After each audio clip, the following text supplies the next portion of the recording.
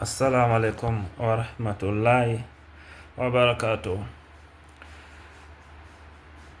Aujourd'hui, on va parler de nos frères musulmans qui se trouvent au Moyen-Orient et on va parler de l'Iran.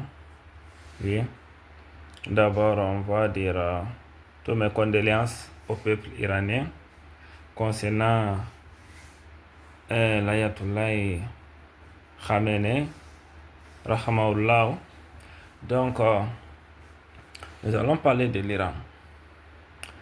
L'Iran, il faut savoir, ils sont très courageux. Oui, cette guerre qu'ils mènent, de la mener en tant que nation, ce n'est pas facile. Vous êtes limité, vous avez des obstacles. Une chose que moi, je n'ai pas acceptée. Oui, non, je vais vous le dire. Ils vont se lever, les gens qui vous, comment dirais-je, qui se battent contre vous, vous devez comprendre, c'est les gens qui sont déterminés. C'est les gens qui ont un objectif spécial pour détruire l'islam. Ok? Mais le problème est que le problème n'est pas bien posé au fait. Oui, le problème n'est pas bien posé. Tous les gens qui se battent aujourd'hui, personne n'a posé le problème. Vous savez, un problème mal posé est très difficile à résoudre. Par contre, un problème bien posé est à moitié résolu. C'est ça le problème. Donc, il faut bien poser le problème. À ce stade, nous n'avons pas affaire avec, comment dirais-je, une guerre géopolitique ou bien autre. Prenez tout ça, jeter dans la poubelle. On n'a pas affaire à une guerre géopolitique. On n'a pas affaire avec une guerre, je ne sais pas, autre, guerre d'intérêt ou bien autre. Ça n'a rien à voir avec tout ça. Vous comprenez? Ça n'a pas l'air d'être une guerre géopolitique ou une guerre d'intérêt ou bien autre chose. Ok? La guerre, elle est purement religieuse. On a affaire avec les juifs. Je l'ai toujours dit. Quand je parle des juifs, moi je ne fais pas allusion, comment dirais-je, aux gens qui portent des petits bonnets comme ça, ou bien ça pour des cow-boys sous sa tête. Non. Je parle des Banu Israël. On a affaire avec les Banu Israël. Il faut que vous vous réveillez. Bien qu'il faut comprendre, il y a une partie des musulmans qui compatissent beaucoup avec les Banu Israël. Vous devez le comprendre. Et ça, c'est dû à une question de personnalité. Parce qu'ils ont les mêmes personnalités que les Banu Israël. Ils compatissent avec eux. Il y en a beaucoup. J'ai même vu un savant éminent qui défend les Juifs. Les Banu Israël qui les défend. Je l'ai vu. Oui, de mon pays. Et moi, je sais, sa défense n'est pas due à leur foi, non, aucune foi. Les Guignons, c'est des mécréants.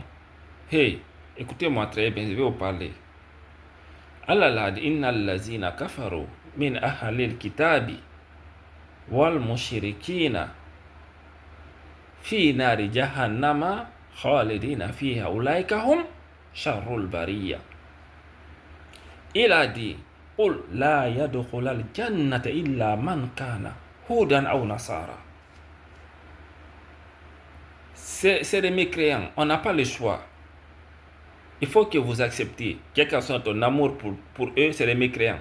Mais il a dit aussi, parmi eux, il y a des croyants qui craignent Allah. Ok? C'est pas tous. C'est souvent, pourquoi il dit souvent, وَكَثِيرٌ مِّنْهُمْ فَاسِقُونَ. Vous comprenez? Il y a parmi eux qui croient en Dieu. Ça existe. J'ai rencontré même. Ils ont des croyants parmi eux qui craignent Allah. Mais, وَكَثِيرٌ مِّنْهُمْ فَاسِقُونَ. Donc, les gens qui les défendent, c'est une question de personnalité. Parce qu'ils ont les mêmes personnalités qu'eux. Vous comprenez? Donc, l'Iran, surtout, je vais dire, peut-être il ne tombera pas sur cette vidéo, ou peut-être ça va le parvenir. Ce que je vais dire à Mojitaba, ne commets pas la même erreur que ton père. Il a commis une erreur en épargnant Israël pendant les guerres de 12 jours. C'était une erreur fatale et il a vu les conséquences. Ce n'est pas de salir sa mémoire, mais voici les conséquences. Ils ne l'ont pas épargné. Israël ne doit pas être épargné. Oubliez cela. Et je vais vous dire, la destruction d'Israël est déjà planifiée. C'est signé, cacheté, c'est fini. Que vous l'effaciez, d'autres viendront, que vous ne le fassiez pas, d'autres viendront le faire après vous. Si vous ne le fassiez pas. C'est déjà signé, Cassité. Donc, toute pitié, oubliez ça. Israël doit être neutralisé des armées. Ça doit, même si ça va causer la destruction mondiale, ça se fera. Donc, oubliez l'idée, comment dire, je ne sais pas, vous pensez être plus bon qu'Allah. Vous n'êtes pas plus bon qu'Allah, je vais vous le dire. Allah connaît bien les mécréants. Si Allah a dit, فَإِذَا لَقِيتُمُ الَّذِينَ كَفَرُوا فَضَرْبَ رِقَابٍ حَتَّى إِذَا أَسْخَنْتُمُوهُمْ فَصُدُّوا الْوَثَاقَ. Si vous rencontrez les mécréants, il faut le couper. Il ne veut pas dire quand tu rencontres quelqu'un qui ne croit pas à la même religion que toi, qui n'est pas musulman, dans la rue, comme ça, il faut le tuer. Ce n'est pas, on le sait, ce que le verset explique. C'est quand il vous lance un défi. Sur le champ de bataille, ne montre aucun signe de pardon. Ça ne se fait même pas. Le mécréant, ça ne se fait pas. Un signe de pardon à un mécréant qui t'a défié, c'est de le dire que tu t'es résilié, tu le laisses t'exécuter. Et c'est l'erreur que Khamenei a fait. Et ils ne l'ont pas épargné. Donc Mojitaba ne fait pas cette erreur. Ne fait même pas rase Israël complètement. Israël doit être rasé. Neutralisé complètement, ça ne doit pas être négligé. Je vais vous expliquer.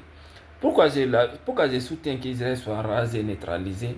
C'est parce qu'il y a d'autres qui sont cachés ailleurs, qui sont prêts à se battre pour Israël. Quand, exemple, Netanyahou a dit qu'ils n'ont pas peur de personne, ça ne veut pas dire qu'ils ont des armes très développées, c'est-à-dire qu'ils peuvent combattre sur le côté technologie militaire n'importe qui le battre. Non, ça ne veut pas dire cela. Dans chaque pays aujourd'hui, surtout l'Occident, les Banu Israël sont là. Si eux ne sont pas là, leurs descendants sont là. Si leurs descendants ne sont pas là, leurs partisans sont là. Ils sont partout dans le monde entier. Ils sont proches de tous les pays du monde entier. Et tous ceux-là œuvrent pour Israël. Donc, raser Israël, c'est de libérer un bon nombre de peuples mondiaux. Vous voyez ce qui se passe en Ukraine. Zelensky s'en fout de ce qui va devenir l'Ukraine. L'objectif, c'est de se battre pour Israël. Il s'en fout. On n'a pas besoin d'une guerre de ce qui se passe aujourd'hui.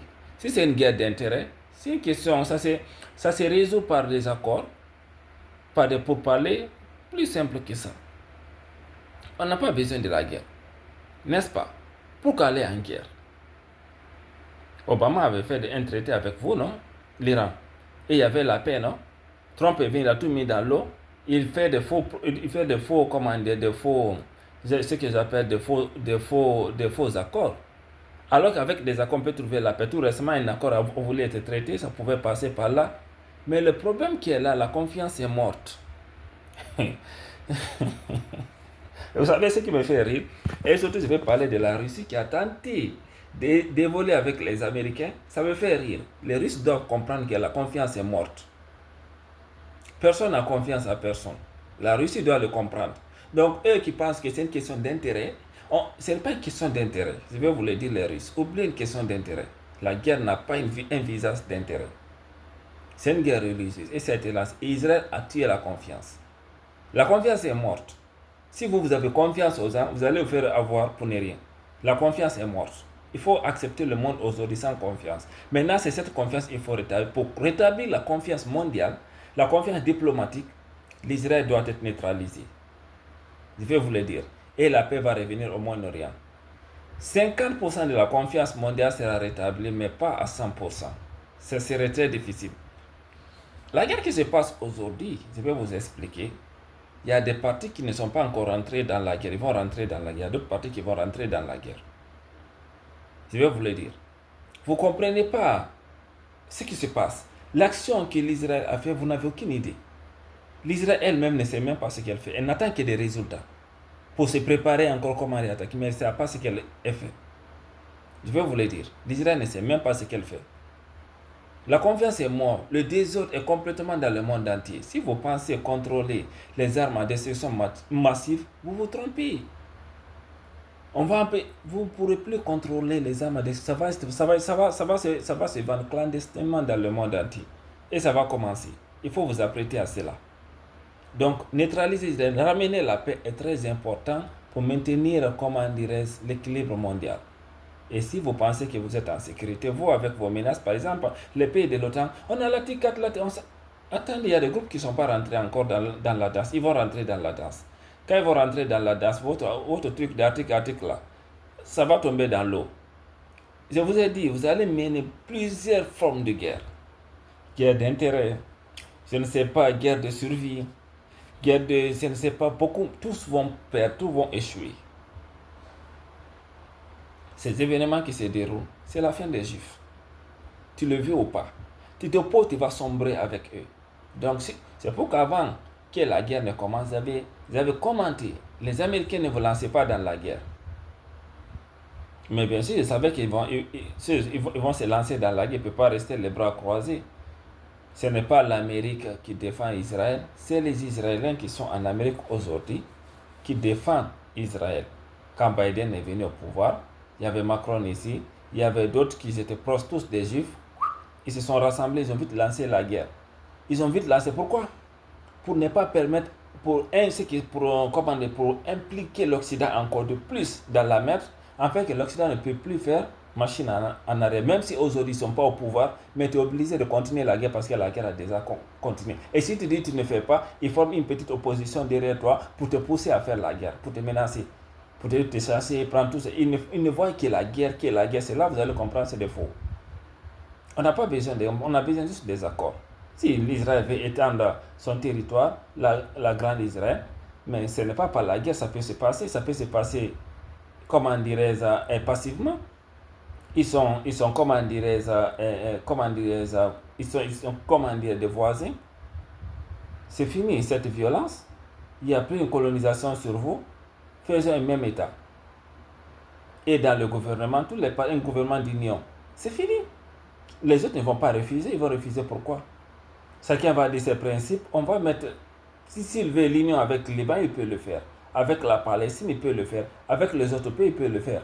Mais pourquoi lancer la guerre? C'est ça qu'il faut comprendre. Pourquoi lancer la guerre alors que, comment dire, on peut résoudre ça passivement, la voie passive, on n'a pas préféré, on a préféré la guerre. C'est parce qu'il faut exterminer les musulmans. Il faut le neutraliser complètement. C'est l'objectif, en fait. C'est pourquoi je dis à l'Iran, votre uranium enrichi ne sera pas négocié. Et d'ailleurs, c'est vous qui avez pagaillé. Vous n'avez pas montré du sérieux, c'est pourquoi il vous fatigue. Si vous avez montré du sérieux, ça n'allait même pas vous dire continuer. Ça allait s'arrêter depuis le Hamas. C'est le Hamas qui devait arrêter ça. Mais le Hamas a mené une guerre de lâcheté. C'est tellement fâché. Tout proche d'Israël, vous menez une guerre de lâcheté, au fait quoi. Vous avez été lâche. Sincèrement. Le Shaitan qui vous a manipulé, vous a vraiment comment, affaibli. Cette guerre n'allait même pas progresser. Ça allait se limiter entre vous et Israël. C'était bon. Si franchement, vous êtes soutenu, mais je peux comprendre, vous n'étiez pas armé. C'était là la guerre doit prendre fin. Mais je le savais aussi sur le plan que ce n'était pas à vous de le régler. Les gens qui vont régler ce cas vont venir de l'extérieur d'Israël. Ils viendront. C'est eux qui vont libérer la Palestine, va sortir. Quand je vous ai dit, sortez, non, on ne va pas sortir sur notre terre. C'est là que j'ai compris que vous n'allez pas mener une guerre de sincérité. La vraie guerre de sincérité viendra. Quand ils vont venir, ils vous feront sortir. Ils vont dire tous de sortir. Vous allez sortir. Je vous ai dit, vous sortirez de la Palestine. Vous allez libérer d'abord votre terre. Après, vous allez revenir. Mais vous allez sortir. Et Israël, vous allez faire quoi? Je ris, pourquoi? Il ne fera même pas la guerre. Israël ne fera pas la guerre. Il va capituler automatiquement, il va faire des concessions, si vous le comprenez. Il ne fera même pas la guerre. Quand il vous verra sortir, il dira automatiquement qu'il va capituler, il va faire des concessions, il va se désarmer. L'Israël sera comme le Japon après la Deuxième Guerre mondiale. Il se débarrassera de toute arme. Vous comprenez? Mais néanmoins, un petit pays sera détruit. C'est la décision de ce petit pays qui va changer d'avis d'Israël. Il va capituler automatiquement. Je vais vous le dire, ce groupe va venir. J'ai toujours parlé de ce groupe. Vous ne l'avez pas vu. J'ai même vu des vidéos là-dessus, des gens qui parlaient que quand ces musulmans vont venir, nous allons réfléchir. Ça me fait rire. Personne ne fera face à ces musulmans. Aucune armée n'existe. Cette puissance n'existe même pas. Même la Chine, que ce soit la Chine, la Russie, l'Amérique, toutes les puissances mondiales rassemblées, ils n'oseront même pas défier ces groupes. Ils n'oseront même pas. C'est même pas possible. Vous ne pourrez même pas. Vous n'allez même pas l'envisager. C'est le seul groupe terroriste qui siégera auprès des nations. Ils seront reconnus. Et je vous ai dit leur nom. Ils prendront le nom terroriste. Israël ne va même pas les défier. Subhanallah.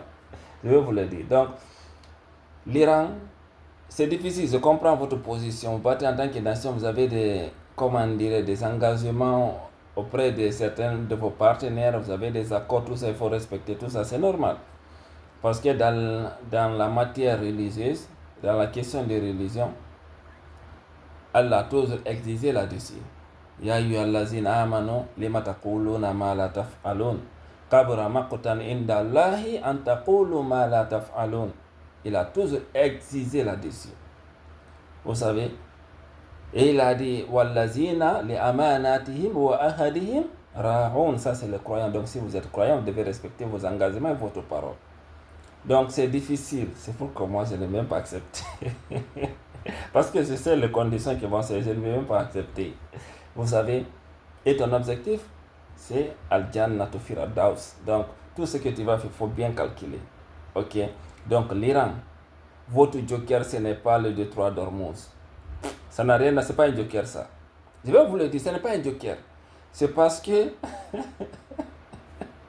c'est parce que l'Occident, sa lucidité a été fermée. C'est commencé par ça. C'est pas lucide.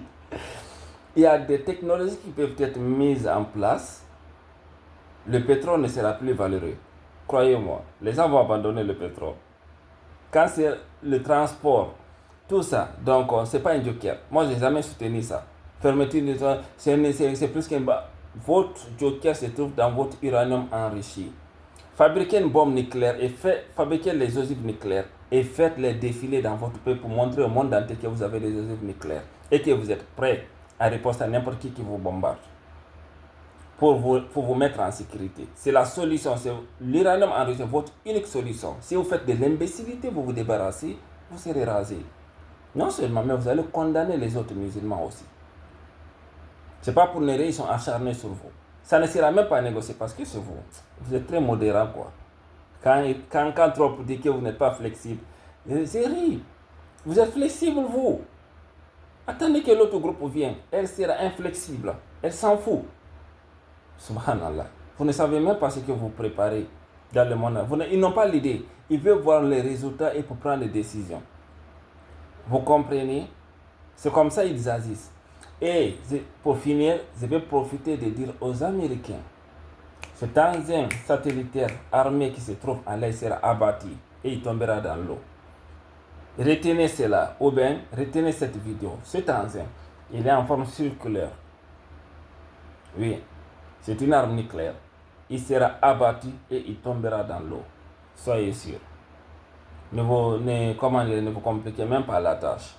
Ok, cette arme sera abattue, tombera dans l'eau, Inch'Allah. Donc l'Iran, la question que je vais vous dire, le détroit d'Ormuz n'est pas un joker d'abord. Votre uranium en Russie est l'ultime joker que vous avez. C'est l'ultime joker. Ne négociez même pas avec ça. Ça ne sera même pas négocié. Personne, ça ne sortira même pas là-bas. Ni la Chine ne l'aura, ni la Russie ne l'aura, non plus l'Amérique ne l'aura, non pas l'Europe ne l'aura, personne ne l'aura, c'est pour vous. Et fabriquer des armes nucléaires, montrez au monde entier que vous avez une arme nucléaire. Ne faites pas l'erreur qu'a fait Saddam Hussein, paix à leur âme, Kadhafi, paix à leur âme. Votre sécurité est la première, comment dirais-je, est la meilleure des choses. Moi, j'ai confiance en vous, je n'ai pas peur que vous possédez l'arme nucléaire. Parce qu'Allah subhanahu wa ta'ala l'a dit. Innal lazina amanu wa amilu salihati ulaika hum khayrul bariya. Et ils ont des armes nucléaires, subhanallah. C'est un grand danger. Des armes dont on peut manipuler, c'est-à-dire on peut prendre possession, on manipule, on les fait faire des choses, et ils ont des armes nucléaires. Et si Shaitan les manipulait, les disait, il faut exploser ça. Ils vont le faire automatiquement. Allah l'a dit, summun bukumun umyun fahum la ya'qilun. et ils ont des armes nucléaires. C'est eux qui se disent, ils sont très dans le monde et dans l'insécurité totale. Et le monde doit revenir dans une sécurité. Les gens doivent revenir dans une sécurité, Inch'Allah. Ça va venir. Donc, ce que je vais vous dire, l'Iran, fabriquez votre arme, les armes nucléaires et faites-les défiler. Oui, nous avons une arme nucléaire. Exactement. Pour finir avec, et l'Israël doit être complètement neutralisé. Ça ne doit pas être négocié. Ce n'est pas une négociation pour ramener la paix dans le monde entier. Si vous ne le faites pas, la paix ne reviendra pas dans le monde entier. Je peux vous le dire. Inch'Allah, on arrive là-bas, au Moyen-Orient. Quelque chose, une, deux trucs ici. Après, on sera bientôt là-bas, Inch'Allah. On va libérer la Palestine. Ok, Inch'Allah. Salam alaikum wa rahmatullahi wa barakatuh.